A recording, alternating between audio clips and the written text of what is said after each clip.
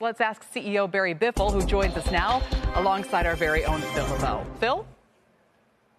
Thank you, Kelly. Barry, we'll get to the Spirit question in just a bit. But with regard to Q4 and your outlook going into 2025, do you think like your efforts right now, do you feel like they are taking hold in terms of adding premium offerings? Yeah, absolutely. I think if you look at the fourth quarter, you can see the network maturity for the things that we did last year in the summer are starting to improve, but also the new frontier and then the premiumization and the focus on loyalty is starting to take effect as well. And that's enabled us to really exceed our expectations in the fourth quarter. All right, let's talk about Spirit. You made one run at them about 2 years ago. We know how that ended. And now you're coming back again. They're in bankruptcy right now. They've rejected your latest offer. How long do you continue with this? And give us an update in terms of where you see things right now. Well, look, we've made a proposal that we believe is superior to their standalone plan, including the fact that ours gives consideration to their common shareholders, which under their standalone plan, they get nothing.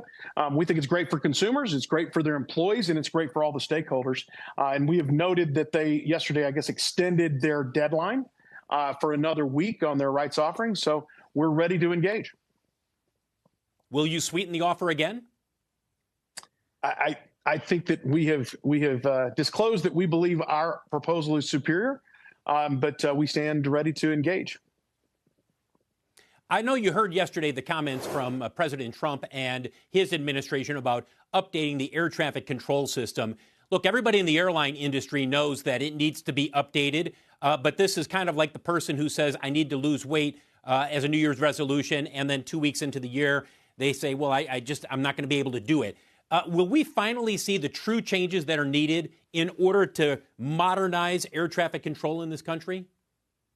Well, I think there's a couple of points, and one, and I heard last night, I heard the new Secretary of Transportation talking about some great steps to solve the staffing, which is today we have a 56-year cap on being an air traffic controller. To be a pilot is 65. I would think that we should look at moving the 56 closer to the 65, and that would immediately create the opportunity to kind of solve a lot of our staffing issues, because it takes years to solve the staffing problem if you train brand new controllers. So I'm just really excited that the Secretary is focused on safety and that is looking for real solutions to the staffing.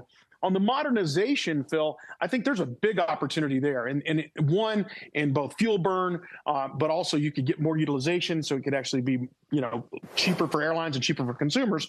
But also you're going to have a better experience because you're going to be more on time and less canceled flights. So I think there's multiple wins here, and I'm really excited that the Department of Transportation, our new secretary, is really focused on the safety as well as the efficiency of it. But our heart goes out to all those that lost their life in that incident last week in Washington.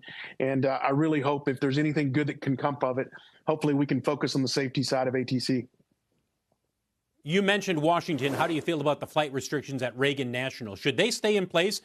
Should there be even more restrictions there?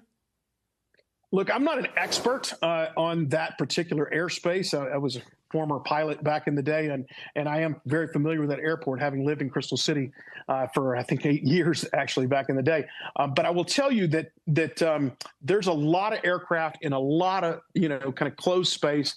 And I think it probably makes sense to review, do we really need those helicopters that close to those commercial aircraft, and possibly are there some better routings that we could use that kind of get them out of the flight path of Reagan National. So I'm glad that they're pausing things right now and reviewing that from a safety perspective.